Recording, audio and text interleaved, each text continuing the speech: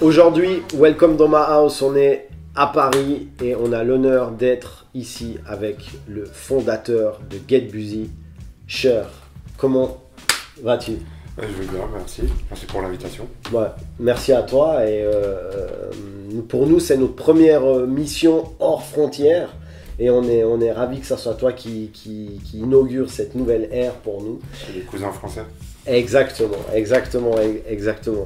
Donc merci d'avoir accepté l'invite et on commence direct dans le vif du sujet. J'aimerais savoir, avant le rap, avant tout ça, quand tu as peut-être 10 ans, quand tu es préadolescent, enfant, est-ce que tu écoutais déjà de la musique? Si oui, quoi? Quel disque peut-être tu allais acheter par toi-même, etc. Non, j'ai toujours écouté de la musique. On dit toujours, c'est un peu prétentieux, mais j'étais très précoce sur la musique en vérité. Très vite, je me suis intéressé à de la musique théoriquement que des gens plus âgés écoutent déjà, quoi, tu vois. Après, comme tout le monde, hein, j'ai écouté Carlos, Annie Cordy quand j'étais gamin, tu vois, mais très vite, très tôt, déjà même à la préadolescence, tu sais, je crois que ma meilleure amie c'était la radio, quoi, tu vois, et c'est à l'époque où la radio c'était pas la bande FM toute pétée qu'on a aujourd'hui, quoi, tu vois, c'était encore les radios pirates, les radios libres, et puis tu avais quelques émissions spé sur les grandes radios, Europe 1, RTL, des émissions de rock à la base, parce qu'il n'y avait rien d'autre. Mais quand même, de temps en temps, tu pouvais choper de la musique noire, de la soul, tout ça. Et très vite, je me suis intéressé à la musique. Au début, plutôt le rock des pionniers, genre Elvis, Eddie Cochran, tout ça. Okay. Puis après, j'ai découvert d'autres choses. Le premier disque que j'ai dû acheter, c'était j'ai fait acheter à mes parents, c'était un double album d'Elvis Presley. Ah ouais. Parce que la pochette était belle, tu ouvrais la pochette et tu avais tous ces albums comme ça, là, donc tu avais ça. Après j'ai aussi le Bill Haley Rock Around the Clock parce que c'était le générique de Happy Days aussi, enfin ouais. C'était pas le générique de Happy Days mais tu l'avais à la fin dedans. Fonzie. Ouais. Et puis c'est classique du rock'n'roll des pionniers. 1, 2, 3 o'clock, 4 o'clock, rock. 5, 6, 7 o'clock, 8 o'clock, rock. 9, 10, 11 o'clock, 12 o'clock, rock. We're gonna rock around the clock tonight. Puis après, le premier truc que j'ai acheté vraiment adolescent, c'était un maxi des Specials. C'était un Gangster, donc c'était les périodes de ska. Alors j'aurais pu dire ce que c'était, je crois que c'est 78, je vais pas dire de bêtises. Okay. 78-80 par là. Et puis après, très, très vite aussi, j'ai découvert après James Brown, tout ça, puis là c'est vraiment, j'étais plus emporté par ça, par la funk et la soul, quoi. Ouais, ok. Donc voilà, puis après le hip-hop est arrivé, et puis ça a été une toute autre histoire encore après. Exactement, et ça je crois que c'était... Mais j'ai toujours écouté beaucoup de musique, c'était vraiment... Je dis vraiment, quand je dis la radio était ma meilleure amie, c'était vraiment ça, quoi, tu vois. Donc j'écoutais beaucoup la radio. Ouais. Et je crois, si j'ai bien capté, après arrive en 82, t'entends pour la première fois Sugar Hill Gang, c'est ça? Ouais, mais bon, ça m'interpelle pas plus que ça, parce qu'à l'époque, alors je me souviens quand c'est sorti, il y avait aussi le truc, il y avait deux trucs qui marchaient bien, t'avais ça, et puis t'avais Trust Antisocial. Donc je vois éventuellement, alors Rapper's Delight, j'étais pas super fan non plus, puis très vite, par contre, je me suis un peu plus intéressé, pratiquement peu de temps après, avec Curtis Blow. Okay. Curtis Blow est arrivé avec The Breaks, tout ça, c'était un peu le truc. Brakes on a bus, brakes on a car, brakes to make you a superstar, brakes to win and brakes to lose. These here brakes rock your shoes, and these are the brakes. Break it up, break it up, break it up. Mais à l'époque, on savait pas que c'était le hip-hop, tu vois, on nous dit c'est du rap, donc voilà, des mecs qui parlent en rythme, mais on connaissait pas toute la culture hip-hop, quoi, tu vois. Et après, vraiment où ça commence, c'est 82, quoi, parce que 82, t'as le message de Grandmaster Flash qui sort, t'as Planet Rock de Africa Bambaataa de Sonic Force, et puis t'as la tournée Rap City Tour là, qui passe à Paris au Bataclan. Moi j'y étais pas, mais ça passe à la télé dans une émission qui s'appelait Mega Ars, présentée par Alain Malval, et là c'est un truc de ouf, donc t'avais Bambaataa, DST, Fab Five Freddy, Futura 2000, les Rocksteady Crew et Mr Freeze. Alors toute la partie mix, grave, tout ça, bon c'est un peu, on comprend pas, on sait pas trop expliquer, donc on sait pas ce qu'il en est, ce qu'ils font platine, on comprend pas, puis on sait pas qui c'est, on s'en branle. Par contre la danse c'est un truc de ouf, hein, tu vois, le mec tourné sur le dos, sur la tête, tu comprends pas, Mr. Freeze qui te fait le moonwalk, tout ça. Et le lendemain, au lycée, on parlait que de ça. Je sais plus, j'étais en seconde ou en seconde. C'est un truc de ouf. C'est un truc qui venait même d'une autre Mais planète. tu vois, tout ça, la musique, tout ça, on savait pas. Mais vraiment, tout ça, c'est. Je sais pas si c'est la bonne chronologie, est-ce que d'abord c'est l'émission, puis après on découvre Grandmaster Flash et Planet Rock, et puis pareil, ça en oublie beaucoup, mais quand même Planet Rock c'est un truc de ouf parce que au début la musique du hip-hop c'est presque autant, peut-être même plus l'électro-hip-hop que le rap en vérité. Le truc est dominant puisque ce qui impose le hip-hop en France c'est la danse au début. Les autres disciplines elles sont en retrait, c'est le rap c'est anecdotique, tout ça. Et la musique des Smurfers, c'était l'électro-hip-hop, quoi, tu vois. Et moi, j'en ai bouffé l'électro-hip-hop, donc que ça soit Planet Rock, les Hashim, Planet Patrol, Nucleus, Johnson Crew.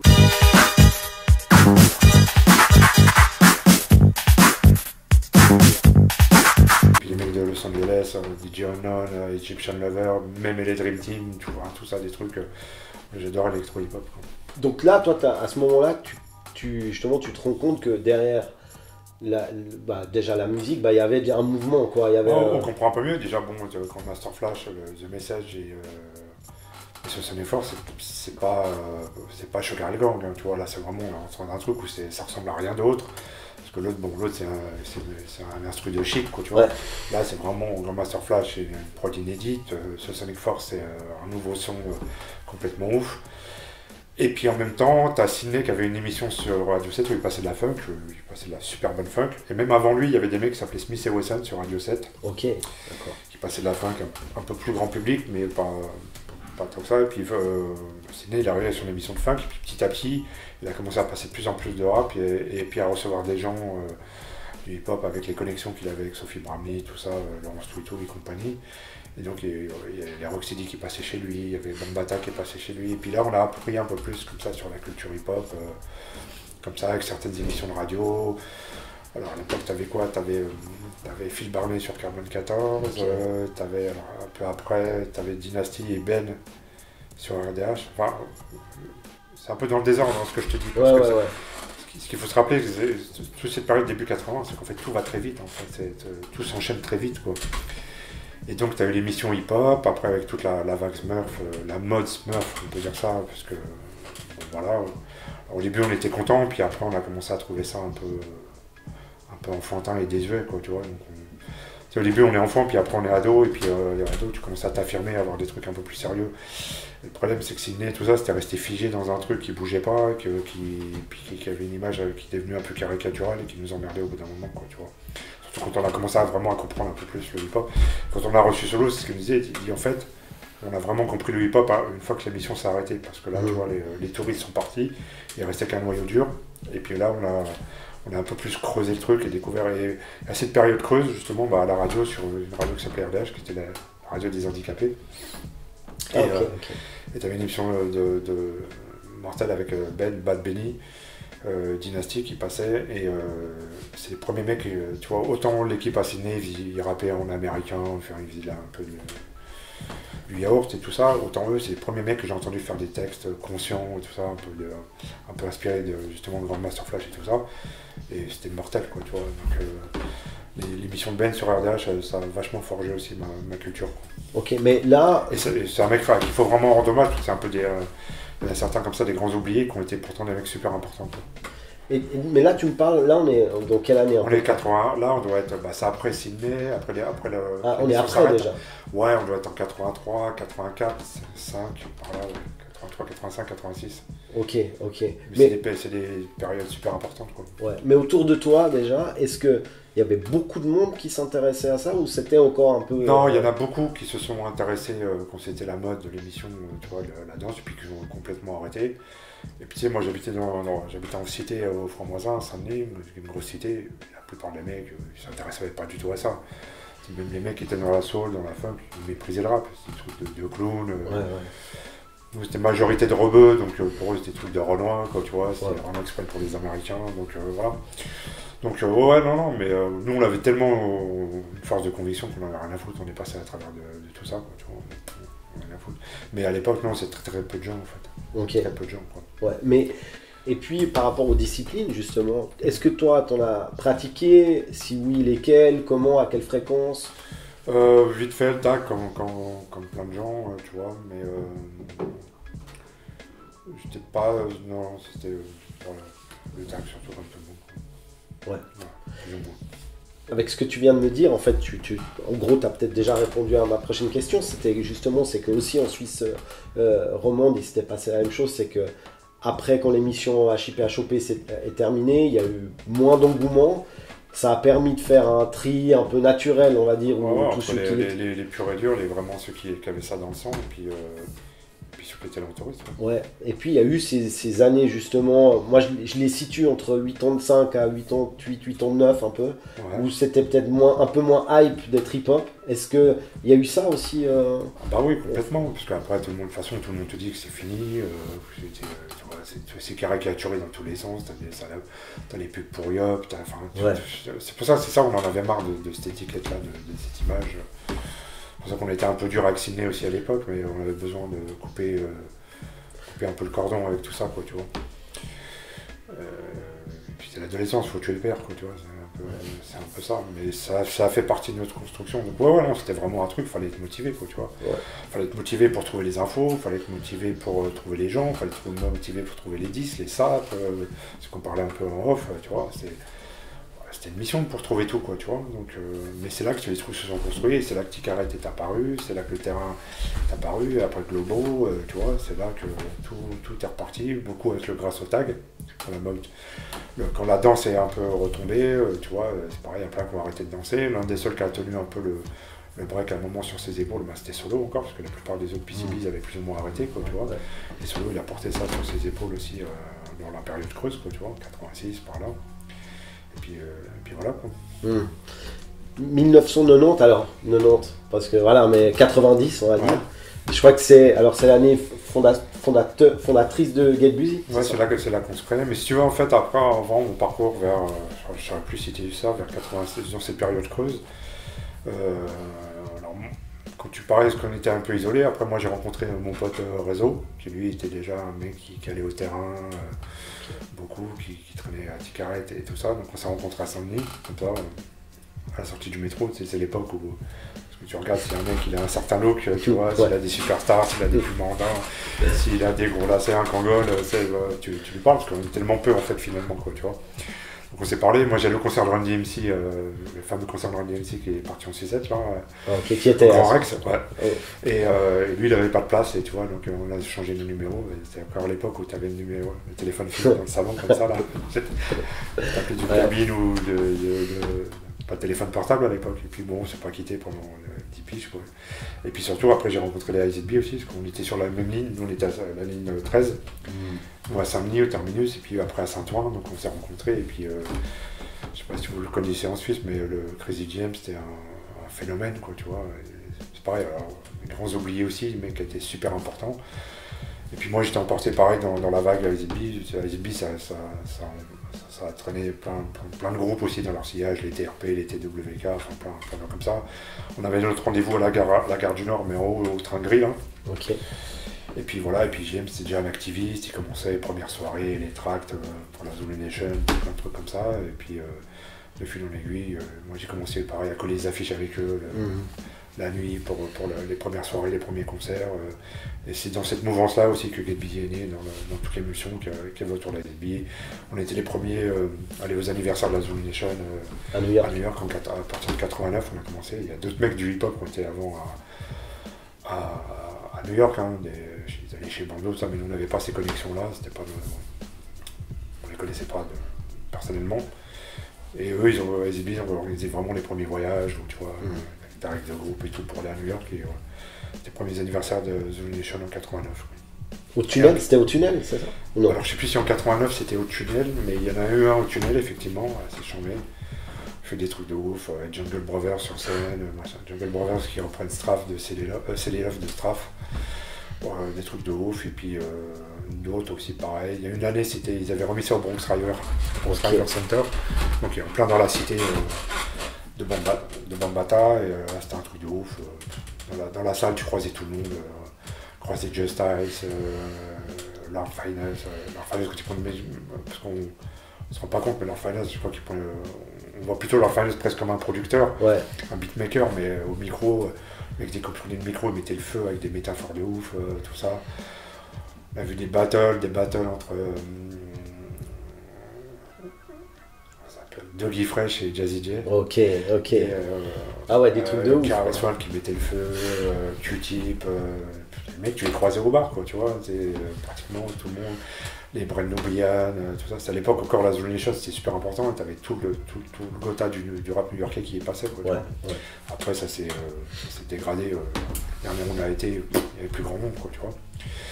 Mais à cette époque, c'était un truc de ouf, quoi, tu vois. Et donc voilà, 89 et on rentre 90, on crée Get Busy. Ok, et accessoirement, est-ce que toi, tu faisais partie de IZB officiellement ou bien non? Non, moi j'ai jamais été dans IZB, j'ai jamais été dans NTM, maintenant on a fait plein de choses ensemble, on a frayé. Mais moi j'ai toujours été un électron libre aussi, tu vois, donc les groupes, ça va un moment, il y a toujours un moment où ça prend la tête et moi j'aime pas le truc où on doit toujours être d'accord, toujours dire oui, tu vois, moi j'ai toujours été, j'ai frayé avec des gens, mais j'ai toujours été aussi à part. Quoi. Indépendant. Ouais, c'est très bien comme ça. Et Get Busy, pourquoi vous décidez de créer ce magazine et puis comment vous vous organisez? Parce qu'il y avait un vide, il n'y avait rien. Et puis tu sais, quand tu arrives en 90, déjà, à partir de 86, donc 86, je ne sais plus quel album de Run DMC qui sort, là, celui où il y a Peter Piper, tout ça, là, tu vois, Raising Hell, je crois. Donc là, ça commence le rap américain, ça prend déjà une autre tournure, ça y est, tu vois. Déjà, le rap rentre sur MTV. Alors c'est un débat qu'on pourra avoir. MTV a tué le funk et a lancé le hip-hop, quoi, tu vois, puisque à part Prince et Jackson, toutes les stars du funk ne passaient pas sur MTV. Ouais. C'est ça qui a tué les Rick James et compagnie, qui étaient quand même des stars, quoi, tu vois. Par contre, le rap rentre, et donc LL Cool J, ça y est, c'est disque de platine, Run DMC, c'est disque d'or, les Beastie Boys, c'est... tu vois, c'est l'avènement de jam à partir de 86. Et pareil pour moi, les années qui sont fantastiques dans le rap US, c'est 88, 89, tellement de classiques qui sortent. Le rap c'est tellement fort, c'est tellement puissant. À ce moment-là, c'est la musique la plus intéressante, la plus en termes de tout, novatrice, de tout, quoi. Le rock, ça tourne un peu en rond, ça s'essouffle. Donc nous, on avait une telle, on était tellement persuadés on était tellement à fond dans ce truc-là, on vivait que pour ça. Et on savait que cette musique, elle allait tout... Ouais. Envahir, quoi, le monde, quoi. C'était inévitable. Et donc quand tu arrives à ça, et 90, alors là déjà, bon, c'est toute la presse rock, parce qu'à l'époque, il n'y a pas de presse musicale, ni sur la soul, ni sur le funk, ni sur le rap, il n'y a rien. Le seul truc qui existe, c'est la presse rock. Donc ils prennent un peu le train en marche, parce que, comme je te dis, c'est tellement fort, le hip-hop et la popularité, mais il y a quand même un mépris, tu sais. C'est ce genre de gens qui ont pensé que les Rolling Stones c'était plus important que James Brown, alors que pour nous, non, quoi, tu vois. Bon, et tu avais quand même des trucs, alors Best était un peu plus ouvert, un peu plus intelligent sur le rap que ne l'était Rock and Folk à l'époque. Mais par exemple, à Rock and Folk, il y a un mec qui défonçait il chroniquait des disques de rap juste pour les défoncer, et puis une fois il avait conclu une chronique en disant de toute façon j'aime pas le rap. Ah ouais, d'accord. Bon, t'as le droit de pas aimer le rap, maintenant si tu fais juste des chroniques pour le truc, et puis en même temps 90 c'est Rapatitude, donc c'est vraiment aussi l'envolée du rap français, même s'il y en a eu avant, c'est là que ça commence, après le Dynastyle sur Nova et tout ça, c'est là que ça commence. Tous les mecs qui vont cartonner après, qui vont sortir Senior Major, ils sont déjà au Dynastyle, et puis après t'as Rapatitude qui lance le truc. Donc là c'est pareil, t'as plein de trucs de super méprisants. En même temps, ils sont un peu bêtes parce qu'avec le rap, ils redécouvrent les mêmes qu'ils avaient redécouvert avec le tag en 86, qu'ils avaient déjà redécouvert que c'était les mêmes qui se morphaient en 83. Ouais. Tu vois, je crois qu'ils ont loupé des coches. Mais beaucoup de mépris, beaucoup d'erreurs factuelles, beaucoup de bêtises, beaucoup des trucs à la limite du racisme aussi, en tout cas, c'est certains mépris social. Et on lisait tellement de conneries, des trucs de dingue. Bon, il y a des trucs vraiment qui sont restés marquants. La carte des bandes dans le Parisien, dans François. Dedans, t'avais NTM et les Little MC, c'est une bande de deux, bon bref, n'importe quoi. T'avais le concert de Public Enemy au Zénith où Guillaume Durand, après nous avoir fait son cinéma à la Gare du Golfe, il refait la même chose avec des mecs sur les toits, compte rendu toutes les 10 minutes pour voir si les Noirs ils avaient pas tué les Blancs au Zénith, enfin plein de conneries comme ça, et on avait tellement marre de lire ça qu'on s'est dit qu'il fallait que ce soit des gens du hip-hop qui parlent du rap, quoi, tu vois, du hip-hop, quoi, tu vois. C'était aussi naïf que ça, aussi spontané. puis peut-être prétentieux, je sais pas, mais voilà. Et donc on s'est lancé comme ça, mais sans savoir, on n'avait aucune expérience de quoi que ce soit, quoi. Ouais, vous n'étiez pas journaliste, Pas rien du du tout. tout. Et autant dans le rock, tu vois, le rock alternatif, eux, ils avaient vraiment une culture du fanzine et tout ça, alors que nous, pas du tout. Enfin, nous, pas du tout, quoi, tu vois. Mais tu t'aurais pensé que, alors, par exemple, si je fais pas erreur, je crois que c'est le numéro 5 avec la cover classique, qu'il allait avoir un impact autant grand et que même, par exemple, nous, en Suisse, on allait lire ça. Non, mais c'est ce que j'explique. Personne dans le hip-hop, de tous les gens qui ont fait des choses, on aurait pu imaginer que ça allait donner ça, quoi, tu vois. Aucun activiste, aucun pionnier, aucun mec qui s'est fait un peu connaître dans le truc n'aurait pu prévoir que... Enfin, on savait qu'on avait un truc, bien sûr, mais jamais on aurait pu prévoir le destin qu'on aurait tous les uns les autres, machin. Donc, effectivement... c'est avec le recul maintenant que tu dis que tu as des mecs comme ça qui te racontent des fois qu'ils venaient juste de Suisse jusqu'à Belgique, jusqu'à Ticaret pour ramener des nameplates ou des fanzines ou des trucs comme ça. C'est là que tu as des gens qui disent que, même après ce qu'on a fait bien après dans les billes quand on est parti sur d'autres sujets, des mecs qui nous disent que ça leur a ouvert à d'autres trucs, ça les a intéressés à d'autres choses, des mecs qui n'auraient peut-être pas lu, tu vois, des magazines. Donc on sait qu'on a marqué, et mais ça c'est maintenant qu'on s'en rend compte avec le recul, quoi, tu vois. Quand on a la tête dans le guidon, on pense pas à tout ça, quoi. Ouais, c'est clair. Ouais. Et puis, alors je pense pas révéler quelque chose d'extraordinaire en disant que ce qui plaît aussi beaucoup dans Get Busy, c'était le sarcasme, le ton Ce qui déplaît, hein, parce qu'on s'est fait des ennemis. Justement, est-ce que il y a eu des tensions peut-être avec quelques crews? Oui, toujours. Ouais, si j'écoutais, il y en avait, je sais pas combien qui devaient me faire la peau, soi-disant. Jamais rien trop passé en vérité. Mais ouais, mais en plus même maintenant, des gens avec qui j'étais fâché à l'époque, maintenant on est en bon terme, quoi, tu vois. On a survécu à tout ça, quoi, tu vois. Mais nous, c'était ce qu'on était, c'est-à-dire que nous, on a grandi en cité, le sport numéro 1, c'était la chambrette. Ouais. On a toujours été comme ça, on a toujours été des chambreurs, ça, puis il y avait quand même moyen de rigoler dans le hip-hop, parce que bon, même si on aimait ça, même si on soutenait quand le rap français est arrivé, il y a des trucs qu'on était obligé de rigoler, quoi, tu vois, il y avait des trucs comiques quand même. Et puis, en plus, tu sais, et malgré tout, c'est un microcosme, hein, tu sais, le move. Ça a toujours été un milieu un peu hypocrite aussi. C'est un milieu où tout le monde parle sur tout le monde, mais quand tu l'écris noir sur blanc, quand tu dis oh là là, qu'est-ce qu'il a dit, ouais, mais bon. Ou alors, t'es vexé quand ça touche toi, mais quand ça touchait l'autre, t'étais le premier à rigoler. Ouais. Donc bon, tu sais, c'est toujours été un peu comme ça, quoi, tu vois. Mais bon. Et puis, est-ce que ça vous était arrivé, peut-être même vous, de vous auto-censurer sur certains trucs? Jamais, pas trop. Non, à l'époque, non. Non, vraiment pas. Non. Et puis aussi, toujours par rapport aux interviews, c'était quoi la proportion entre préparation de l'interview et freestyle de l'interview, si tu devais un peu donner une proportion?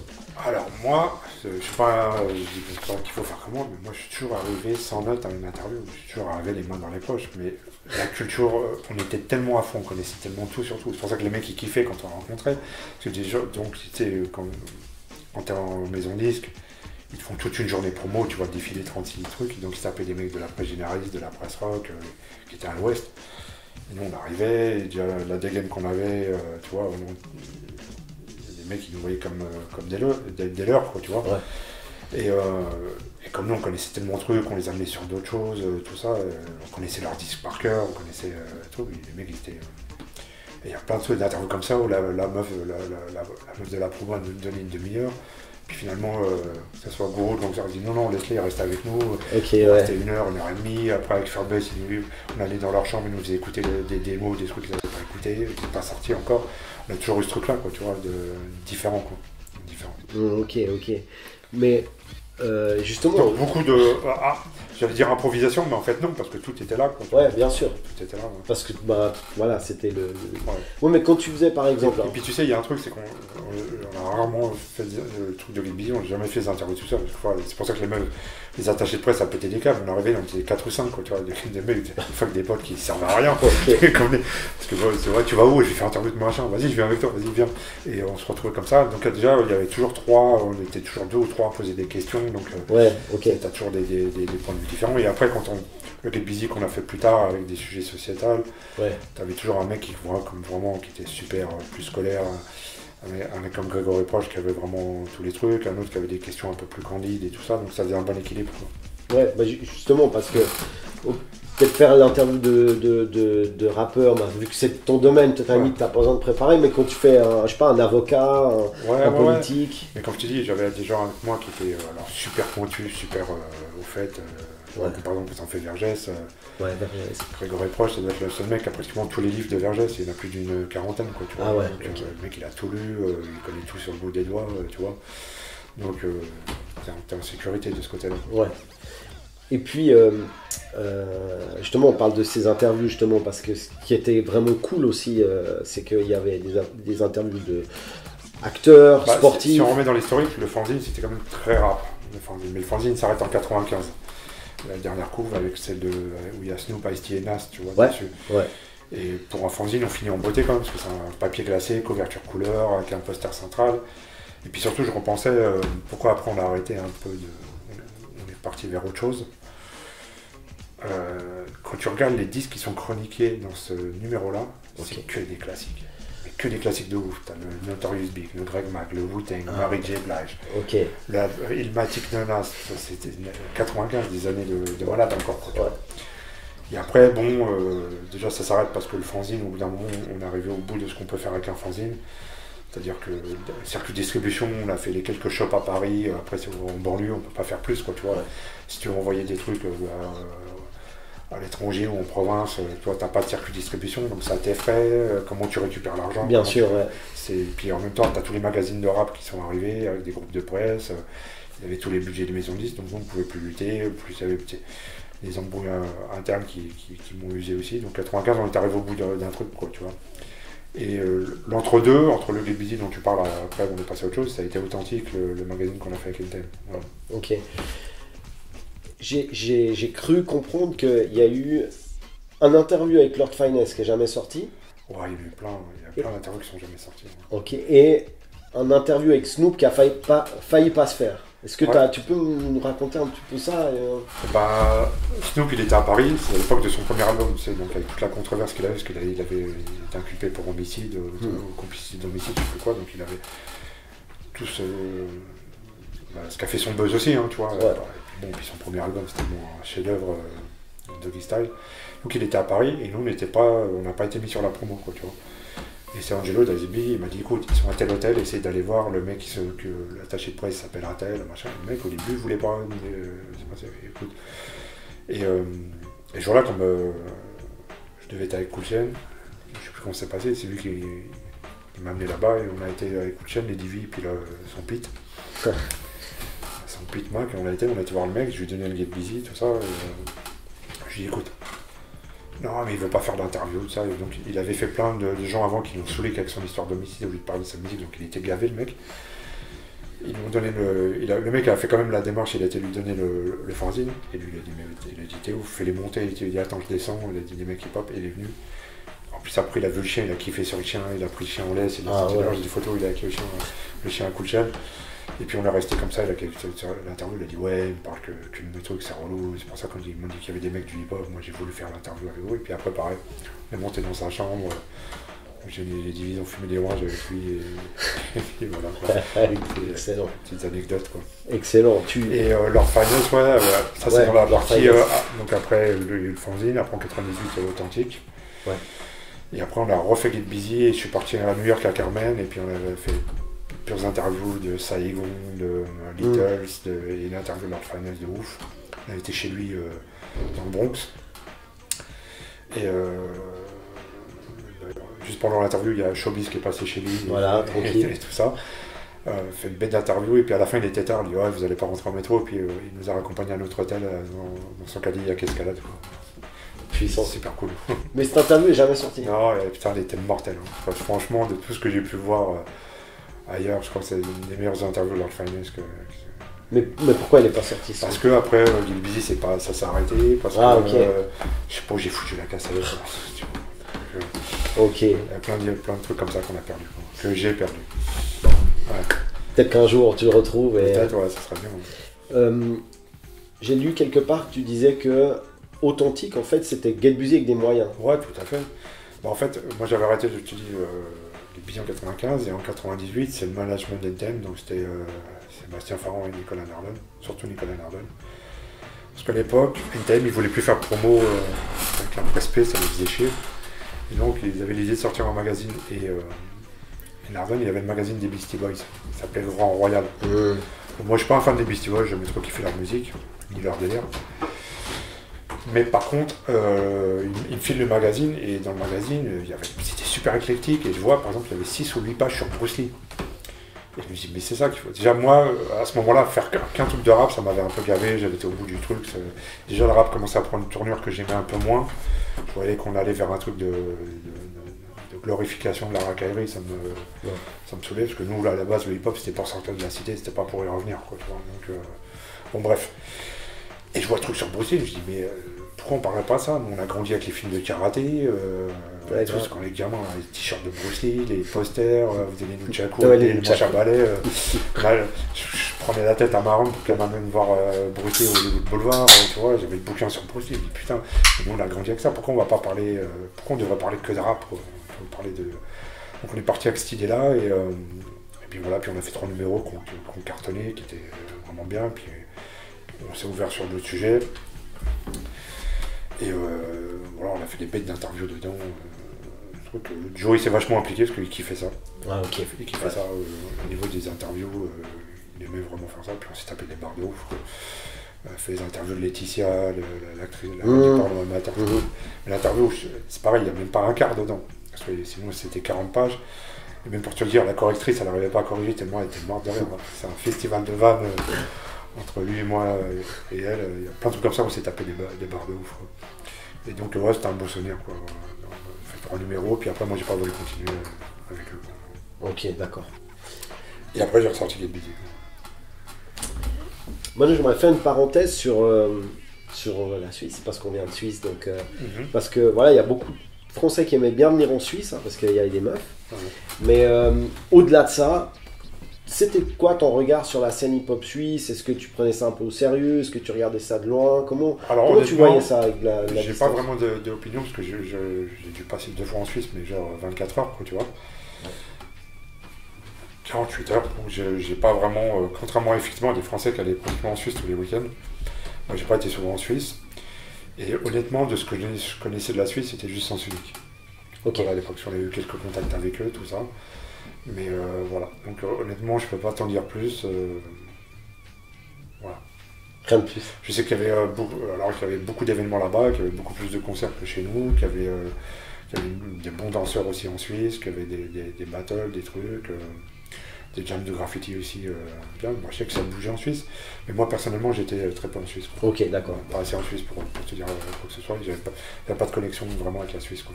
Ok. En tout cas, si une fois tu viens, bah, tu fais signe. Ah bah, avec plaisir. Ouais. On est là.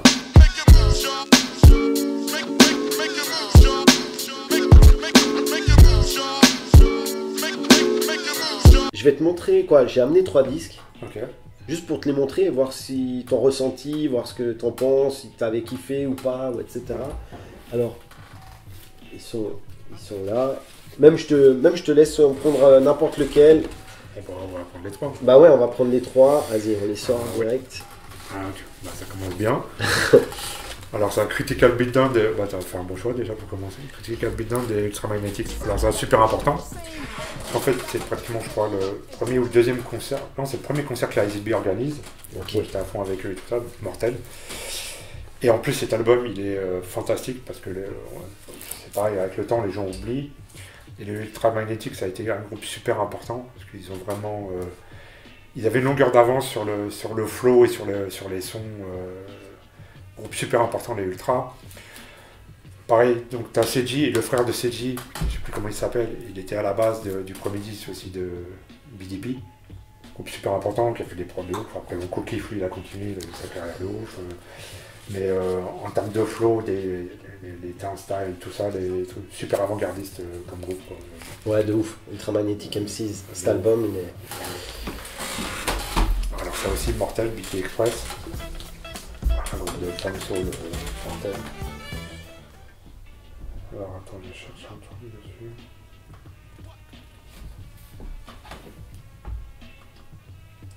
C'est pas très clair, hein, Alors, Roddy Muller, donc ouais, BT Express, pourquoi c'est mortel? Donc, déjà super trucs dedans, il y a des titres de ouf.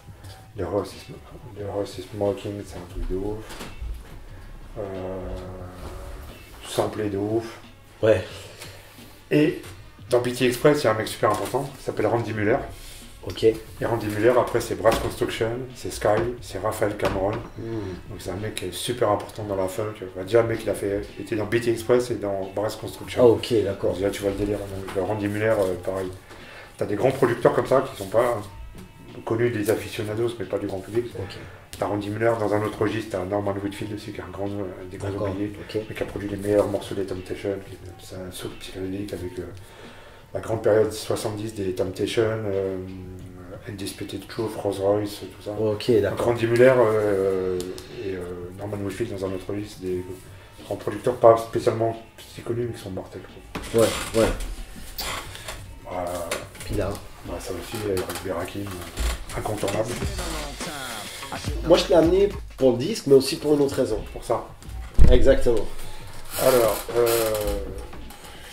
qu'est-ce que tu peux dire sur Rakim qui n'a pas été dit, quoi, tu vois, c'est le mec qui a changé la face du rap, quoi. Changé la façon de rapper. Ouais. Pourtant, au début, j'avais un peu du mal, parce qu'avec son flow assez ouais. lent et tout ça, j'ai eu un petit temps d'adaptation. Mais bon, mortel, hein, Rakim. Vraiment le... Tu préfères cet album ou Follow the Leader? Celui-là. Ok. Celui-là, même si Follow the Leader était mortel. Alors j'avais une anecdote, la première fois que j'étais aux États-Unis, ça devait être en 87. J'avais un mec à l'école qui avait un plan pour aller dans une famille d'accueil et on était en Virginie. Et là-bas, je découvre BET. Tu vois, et il y avait tous les clips qui passaient, Bismarck, Vapors. Je crois que c'était ça, ouais, 88 ou 89. 88, ça devait être 87 ou 88. À la radio, je découvre. C'était Radio Spé, les radios locales, quoi, Ok, tu vois, ouais, des trucs de ouf. À ce moment-là, t'as le K-Sweet, là, Make It Last Forever, qui sort, les premiers guys, Ok, le début de la d'accord. New Jack. Ah, ok, ouais. Et sur BT, je vois des clips de ouf, j'avais tout enregistré de ça, et la famille, elle comprenait pas, ils disaient, ouais, ils aiment bien les noirs. Tu vois. Et j'avais tout enregistré, j'ai appelé mon pote réseau, et j'ai vu des clips de ouf, j'ai vu le clip de Follow the Leader, j'ai vu le clip de Bismarck, j'ai vu le clip de... T'avais quoi comme groupe? T'avais le groupe Troupe, c'est que j'ai de la New Jack, tout ça, là. Ok. Tony. Ouais. Ça, j'ai tout enregistré, mais je savais pas, c'était du NTSC. Donc moi, à l'arrivée, c'était pas, voilà, j'arrivais pas dessus, je comprenais pas la cassette, elle marchait pas. J'étais dégoûté, j'avais que des clips de ouf et tout ça. Et là-bas, il y avait, bon, c'est pas New York, il n'y avait rien, mais sauf à un moment, on va dans un centre commercial et je tombe sur une boutique starter. Ah ouais, Et je vois tous les starters, des équipes de ouf et des équipes universitaires qu'on n'avait jamais vues. Et j'ai ramené 3 starters, mais des équipes de malades. J'avais ramené un Carolina bleu électrique, j'avais ramené un Georgetown blanc. Ah ouais, j'avais tué, et j'avais ramené une paire de Avia, parce que comme tu le dis, il avait Ah bah oui, bah ouais. j'avais ramené une paire de Avia, mon pote réseau. Ouais. Des trucs de ouf. Donc voilà, dans boutique. Et effectivement, derrière, il y a la pochette, où mon nom c'est tout ce qui est, où il y a le mec tout en fila. Ouais. En fait, ça, c'est rap, Baby Power, gros dealer de Fort Green. Et voilà, avec son frère. Alors, les gens le confondent avec Supreme Magnetic, mais c'est son frère Supreme Magnetic. Donc là, c'est rap. Rap, hein, son nom. Et il est mort l'année dernière du Covid, après être sorti de je sais pas combien d'années de prison. Et là, il y a le vrai 50 Cent. Exactement. Le vrai 50 Cent. Et il y a Cool J Rap aussi. Il y a Cool J Rap, et t'as un mec qui s'appelle Killer Ben aussi, où il est où Killer Ben, je sais plus s'il est sur la photo. Ouais, il est là, Killer Ben. Ok. Grosse carrière de Far Green, tout ça. Voilà. Et pochette mythique parce que rap tout en fila de la tête au pied. Ouais. Tu kiffes Fila depuis en ayant vu ça ou bien... Non. Ouais, on regardait des trucs, on était influencés, on avait fait ça, tout ça. Mais si tu veux, moi, avant de mettre déjà le hip-hop, même quand j'ai commencé à m'intéresser au hip-hop dès le début, mais j'ai eu du mal à m'habiller hip-hop. Au début, moi, j'étais habillé Rocky, mec de cité, quoi, tu vois. Et je me voyais pas m'habiller hip-hop, tu vois. C'était pas... Donc moi, j'ai une photo même où je suis au terrain, je suis en taquini, tobacco, polo taquini, blouson Daniel Lester, j'étais habillé en Rocky. Donc j'ai toujours gardé ce truc-là, que j'aime bien. Parce qu'il y avait quand même une culture de la SAP en cité avant le hip-hop, que j'aimais beaucoup, moi, qui était assez classe.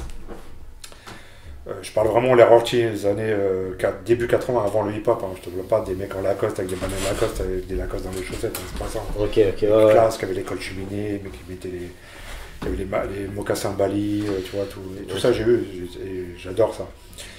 Donc Fila, c'était un peu cette continuité. Mais déjà, avant, je portais du Fila, mais je portais pas que du Fila. Ok. Et puis, à un moment, tu sais, des fois, tu as besoin de te réinventer, tout ça. Et puis, ça me... Au bout d'un moment, les Air Force, les Jordan, j'en ai eu ras le cul. Quoi. Je prends combien de paires de Air Force? Je dis, mais bon... Et je me dis, ah, je me rachèterais bien du Fila quand même, je voyais. Et en fait, j'ai commencé à me replonger un peu dedans et j'ai trouvé des mines d'or, mais chez les Anglais. Ok, d'accord. Et en fait, je me suis après un peu penché là-dessus et tu regardais qu'en fait, les hooligans, les carrières anglaises, ils s'habillaient comme nous, taquini, Fila, comme nous à l'époque. C'est les mecs façon, tu vois, comme les mecs d'Oasis, là, tu vois. Ouais. Ils ont des têtes d'Irlandais, des têtes de requins, des blonds, sauf que c'est des grosses carrières en fait, tu vois. Et t'avais toute cette culture-là un peu de fans de foot, supporters de foot. D'ailleurs, il y a un film qui s'appelle The Firm, sur les clubs de supporters, où les mecs sont tous en taquini, Fila, LS. Donc en fait, ils avaient un peu les mêmes looks que nous, quoi, tu vois. Je te parle de période 80, 81, 82. D'accord. Donc j'ai kiffé, j'ai retrouvé plein de trucs. Et les Anglais, donc t'as des boutiques en Angleterre qui s'appellent 80s Casual. Ok. Et eux, ils sont très forts parce qu'ils ont fait un système, ils ont fait plein de précommandes. Et ils ont obligé Fila à refaire les modèles d'époque. Dès qu'ils avaient assez de précommandes, d'accord. Donc ils ont ressorti tous les modèles comme ça, les modèles d'époque. J'ai trouvé vraiment des mines d'or d'ailleurs, chez eux, plus que chez les Carrés. Donc j'avais envie de repêcher les Fila, parce que comme je dis, t'as des Air Force comme tout le monde, et j'ai des Fila comme personne, quoi, tu vois. Et ça me plaisait bien Personne portait du Fila à ce moment-là, comme je me dis, ça m'allait parfaitement, quoi, tu vois. Et donc j'ai retrouvé plein de trucs comme ça, et comme je suis un peu jusqu'au boutiste, j'ai poussé le délire trop à fond, quoi, tu vois, et j'ai acheté beaucoup de choses, beaucoup trop. Mais t'as une pété d'habits, une chier d'habits de... Ouais, bon là j'ai un problème de place, quoi, tu vois. Un problème de place, donc j'essaie de me calmer, mais c'est dur, quoi. Quand tu commences à rentrer dans un truc de collectionneur, tu regardes même plus ce que t'as, tu penses toujours au prochain. Ouais. Après ça devient une addiction, et comme j'aime pas les addictions, j'essaie de me porter. Ok, bon. Puis surtout comme maintenant je fais tout le temps du vélo, j'ai même pas l'occasion de les porter des sacs. C'est un peu con.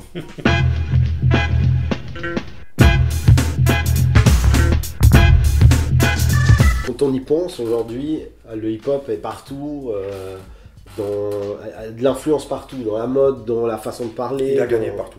Il a gagné partout. Partout. Ouais. Mais paradoxalement, est-ce qu'on peut dire que le hip-hop est mort?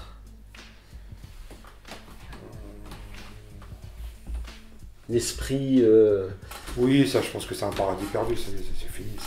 Mais c'était l'époque, c'était le début, c'était l'innocence, la naïveté. Puis c'est comme tout, maintenant c'est un business de milliards de dollars, il n'y a plus d'innocence là-dedans maintenant, tu vois, forcément. Et puis comme je te dis, il y a tout un truc, quand tu regardes quand même le hip-hop avant, c'était un truc très positif. Même si c'était presque naïf, quoi, tu vois. Ouais.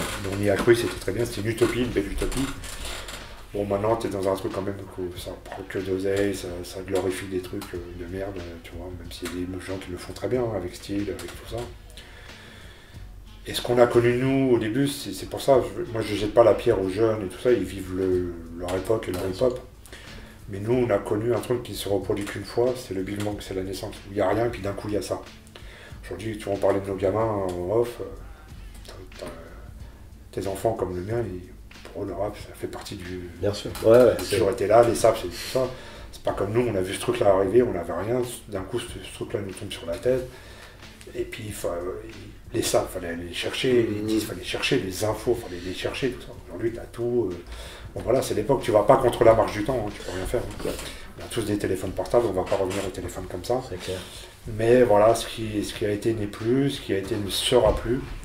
Moi je dis toujours que je suis un nostalgique pragmatique. C'est-à-dire il y a des trucs que je trouve forcément que c'était mieux avant, mais bon, tout le monde regrette sa jeunesse, c'est un peu normal. Ouais. Par contre je sais que contrairement à d'autres qui restent figés dans le passé, on ne reviendra pas en arrière, quoi, tu vois. Ouais. Donc voilà, donc à la limite je me dirais que nous on a été des privilégiés de connaître une époque assez héroïque et belle, quoi. C'était une belle utopie, voilà. Maintenant on est dans autre chose. C'est plus le rap game que le hip-hop. Et puis pareil, aujourd'hui, tu regardes la danse, fait sa vie aussi, se débrouille très bien, le graffiti, mais t'as l'impression que chacun est à part maintenant, tu vois. Ouais. Les graffeurs sont dans leur délire, les danseurs sont dans leur délire, le rap, c'est encore autre chose. Alors qu'avant, nous, on s'intéressait à tout, quoi, tu vois. Ouais. On avait Spray Can Art, Sobli, en même temps qu'on avait les disques, en même temps qu'on avait... qu'on s'intéressait... nous, on kiffait autant... Crazy Lake, que Rakim, que Sin, quoi. Exactement. Pour nous, il n'y avait pas un qui était au-dessus de l'autre, quoi. Tu vois. Ouais. On aimait tout. Il y avait un gars qui rappe, derrière le DJ, derrière un gars qui faisait un graphe, puis devant les gars qui breakaient, quoi. Voilà. Et nous, on s'est dit, voilà, on aimait autant que Cash Money, que Sin ou Tiki, que les BBC, que Rakim, que KRS-One ou que Public Enemy. Ouais, c'est exactement ça. Voilà. Alors, maintenant, avec le recul, on est toujours plus intelligent après, c'est toujours facile de dire j'aurais pu, j'aurais dû, etc. Est-ce que, maintenant, avec du recul, est-ce que ça t'arrive de dire peut-être là on a été trop dur là, ou pas assez dur là? Est-ce que ça t'arrive? Oui, mais ça c'est normal, mais comme je te dis, déjà, on était jeunes, on était fougueux, il fallait mettre des coups de pied dans la fourmilière aussi, il fallait couper des trucs, il fallait être un... Non, je regrette pas, c'était... De toute façon, moi j'ai jamais triché, quoi, tu vois, donc c'était ce que je pensais à l'époque. Ouais. Voilà, maintenant, comme on dit, si à 50 ans tu penses la même chose qu'à 20 ans, c'est que tu as perdu 30 ans. Quoi, tu vois. Oui. Mais j'ai pas réellement tant que ça changé. Et après, il y a des trucs, oui, je les referais pas de la même façon. Mais peut-être que si j'avais le même âge encore à l'époque, je serais pareil, quoi. Je serais peut-être pire encore. J'en sais rien. Mais en même temps, tu sais, il y a un truc que je veux rétablir, c'est pas Get Busy, c'est pas genre le truc où on déglingue tout le monde. Parce que si c'est juste ça, c'est pas très intéressant. Hein. Les gens disent oui, genre, il a une grande gueule. Mais si t'as juste une grande gueule, on s'en fout, quoi. T'es juste un mec qui braille. Par contre, si t'as une grande gueule et que tu dis des trucs qui ont du sens et que tu les dis plus ou moins bien, là, c'est autre chose. Mais ce qui a été toujours plus important que dans les busy, mais puis, comme tu dis, le sarcasme, les chambois, tout ça, avant tout, ça a toujours été surtout beaucoup de grandes interviews, de bonnes interviews, les busy. C'est surtout ça, quoi. Ouais. Parce que des fois, certaines personnes semblent oublier, ou font semblant d'oublier. Mais forcément, si c'est juste t'arrives où tu balances que des vannes ou des saloperies, machin, bon, tu vas pas très loin, quoi, tu vois. Puis si à côté de ça, t'as du contenu et que t'as du fond, Ouais. là, c'est autre chose. Ouais. Et du fond, on en a toujours eu. Ouais, ça c'est clair. Je t'ai aussi entendu dire à plusieurs fois, et ça c'était super intéressant, où tu parlais de ton rapport entre un travail alimentaire et la passion. Ouais. C'était pas facile de concilier les deux ou pas possible. Comment si tu veux, pour les gens, tu peux toujours considérer c'est que tu vis pas de ça, c'est que c'est un échec. Mais en même temps, ce qu'il aurait fallu faire pour vivre de ça, il aurait fallu que je renie trop de choses, quoi, tu vois, que je me comprenais trop de choses. Plein de fois, je me suis retrouvé comme ça à un moment, à accéder à certains milieux et tout ça, et je me suis senti très mal à l'aise. Alors il y en a peut-être qui sont d'incommodes, qui trouvent ça moins bête que d'accepter des compromissions dans un truc que t'aimes, entre guillemets, que de faire un taf à la con. Mais moi je trouve que j'aurais été très malheureux de faire d'accepter des trucs qui me plaisent pas dans un truc que j'aime, justement, quoi, tu vois. Si j'ai un taf alimentaire à côté, je m'en fous, je suis personne, il n'y a pas de tueur, machin. Mais par contre, un truc que j'aime, devoir sacrifier, renier des choses, ça me pose plus de problèmes, quoi, tu vois. Donc voilà, maintenant, je suis pas malheureux, je suis pas à la rue, et ça me permet aujourd'hui de faire ce que je veux, vraiment, ce que j'aime, de la voix sans contrainte. Ouais, sans concession, et voilà. Tu peux... Alors, effectivement, il y en a qui n'ont pas réussi à vivre du hip-hop, et qui sont complètement à la ramasse, c'est-à-dire qu'ils ne sont pas capables de rentrer dans la vie normale, d'avoir un taf normal et tout ça. Bon, après, le RSA, Bédo et 8-6, 50 balais, c'est pas pour moi, ça m'intéresse pas. Moi. Ouais. Get Busy, je reste encore sur Get Busy. Moi, je vois ça, pour moi, c'est de l'art, parce que c'est de la création d'un contenu. Et les artistes, souvent, ont des moments soit de doute, ou des moments de bas, de haut, etc. Est-ce que toi, t'es passé par ces phases-là, ou de démotivation, oui. Motivation? Quand j'arrête le Get Busy en 95, c'est quand même douloureux, quoi, tu vois. C'est douloureux quand t'es à fond dans un truc. Et puis le hip-hop, ça a été ça. Il y a des moments où vraiment ça me saoulait, j'en avais marre du milieu, j'en avais marre de... Des fois, j'ai vu un peu la tournure que ça prenait, ça m'emmerdait aussi, quoi, tu vois. Mais c'est comme une vieille maîtresse, t'arrives pas à t'en débarrasser du hip-hop, ça te poursuit, c'est comme une maladie orpheline, quoi, tu vois. Donc, t'as beau t'en détacher, ça te rattrape toujours d'une manière ou d'une autre, quoi, tu vois. Donc, on est toujours hip-hop, plus ou moins. Voilà, dire, c'est comme le sida, une fois que tu l'attrapes, c'est à vie. Mais bon, tu pourras le couper, ça, ou pas. On va le laisser, ça. Mais voilà, mais des fois, ouais, des fois c'est pénible, des fois, bah, c'est comme tout, hein, tu vois. Mais ce que je dis toujours, s'il n'y avait pas le hip-hop, qu'est-ce qu'on aurait fait de nos vies? On a tous eu un destin avec le hip-hop. Il y en a qui ont gagné beaucoup d'argent, d'autres beaucoup moins. Mais moi, je vois moi par rapport à des mecs à qui j'ai grandi, qui n'ont rien vu, qui n'ont rien fait de leur vie, qui sont restés en bas des tours. Moi, j'ai voyagé, j'ai rencontré plein de gens, j'ai fait des choses intéressantes, palpitantes, même si elles ont été parfois douloureuses à faire. C'est clair que les gens, ils lisent le fanzine, ils voient le livre, ils voient les émissions, pour eux c'est cool, et tant mieux, de toute façon, ils ont pas... personne ne devrait connaître les coulisses normalement. Mais toi, t'en as chié pour le faire des fois. Des fois, ça t'a coûté cher, des fois, ça t'a... Tu vois. Mais bon, en même temps, je te dis, on a eu quand même des vies passionnantes, quoi. Ouais, puis si c'était si facile, ben, peut-être que ça enlèverait aussi un peu le... Peut-être, et puis de toute façon, quand tu fais un bilan, tu prends tout, hein, le passif, l'actif, tu vois. Tu prends tout ce qui va... C'est pour ça que est-ce que j'aurais fait les mêmes choses? Je m'en fous, quoi. C'est fait. Ça fait partie du parcours, quoi. C'est clair. Et le next mouvement de Get Busy, c'est ça, parce que bon, c'est vrai que comme Get Busy, ça marquait des gens à différentes époques, mais moi, ce qui m'angoisse, ce qui m'intéresse toujours, c'est qu'est-ce que je fais demain, tu vois. Là, on parle du passé, j'en suis très content, c'est très bien. Mais des fois, les gens se souviennent plus que moi ce qu'il y avait dans les busy. Moi, j'ai oublié, c'est tout, je les ai jamais rouverts. J'ai été obligé de les rouvrir quand on a fait le bouquin. Mais moi, j'avais complètement oublié plein de choses. Même des fois, je parlais avec Armel, il ne se souvient pas, on avait fait ci, on avait fait ça. Je dis, oh putain, j'ai complètement oublié, quoi. Moi, le prochain truc, c'est ce qui m'intéresse, c'est qu'est-ce que je fais demain, quoi, tu vois. C'est ça qui me motive, qui m'angoisse en même temps. C'est ça. Donc là, on a fait des émissions sur Click, ça s'arrête. Là, il faut qu'on est en train de voir pour refaire des émissions d'une autre manière. Continuer ça, quoi. En tout cas, voilà, Get Busy, ça va continuer. Get Busy, tu vois, quand on parle du parcours, c'est une histoire qui est assez hallucinante en soi, quoi, tu vois. C'est-à-dire que, tu vois, tous les magazines, ils ont tous disparu, quoi, tu vois. Et la plupart des mecs qui les faisaient, tu te souviendras pas d'eux, tout le monde s'en fout, en vérité. Tant pis pour eux. Mais Get Busy, ça a été, ce que je dis, ça a été comme ça, mais c'est toujours là 30 ans après, quoi, tu vois. Et je trouve que ce qu'on fait encore aujourd'hui, même si on est dans un créneau particulier, c'est pas de la merde. De toute façon, si je pensais que ce que je fais c'est vraiment pourri, tu vois, même si c'est pas toi, t'as pas toujours le recul, des fois c'est pas toi qui peux juger. Mais en général, j'ai toujours su si ce que je faisais était bien ou pas bien, quoi, tu vois. Et voilà, 30 ans après, nos émissions sont bien, le bouquin qu'on sort, c'est un beau bouquin. Magnifique.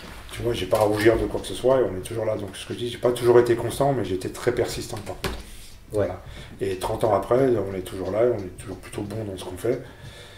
Et il n'y en a pas beaucoup qui peuvent en dire autant, quoi. Ouais, de ouf, ça c'est vrai.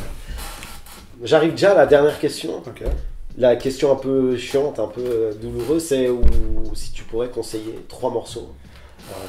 Je disais tout à l'heure, c'est impossible. Ça, tu les prends au hasard comme ça. C'est impossible, et puis on peut plus... Ou 3 albums si tu veux. Je peux pas te parler que de hip-hop, parce que de rap, c'est pas ce que j'écoute le plus aujourd'hui en plus, quoi, tu vois. Alors, si on parle dans la funk et la soul, il y a tellement d'albums incontournables, quoi, tu vois. Ça serait dur, ça serait vraiment dur. Qu'est-ce que je pourrais te dire? Ça, c'est toujours la question qui... Public Enemy, mais j'hésite entre le premier et le deuxième. D'accord. Alors le deuxième, c'est celui qui a bouleversé tout le monde, mais finalement je préfère peut-être le premier, pas mal de choses. Parce que justement on n'était pas encore 36 000 à écouter Public Enemy à l'époque. Parce que ça a été un tournant quand même, tu vois, mais putain, je pourrais t'en citer tellement d'autres. Bon, Public Enemy, Après je dirais un album de Prince quand même, 1999. Ah ouais. C'est un album qui m'a vachement marqué. Oh, je sais pas, il y en a tellement qui ont été importants. Tout à l'heure on parlait du Rising Hell de Run DMC, King of Rock, ça a été un tournant aussi. Ces albums, c'est très dur. Voilà. En gros, vas-y, on va sortir ces 3-là. Il faudra en sortir au moins 30 pour être un peu exhaustif, quoi. Et puis, c'est fini, mais alors j'ai une question subsidiaire. T'es allé voir combien de fois Purple Rain au cinéma et combien de fois Beat Street? Alors il y en a que j'ai été voir 13 fois et l'autre 11 fois. Mais je sais plus lequel c'est, je crois. Je crois que j'ai été voir 13 fois Purple Rain et 11 fois Beat Street ou l'inverse. Bon, voilà. Donc au cas où, allez, si vous avez pas vu cinéma, pas en VHS, en VHS. Je sais même plus c'est quoi une VHS. Au cinéma. Donc, je payais ma place et des fois je restais 3 séances de suite, quoi. Bon, excellent. Bon, Cher, moi je te remercie beaucoup. Merci à vous, vous êtes déplacés. Écoute, c'était un plaisir. Et on se réjouit de voir les prochains épisodes de Get Busy. Mais ça va arriver de toute façon. Merci beaucoup. Merci à toi. Merci.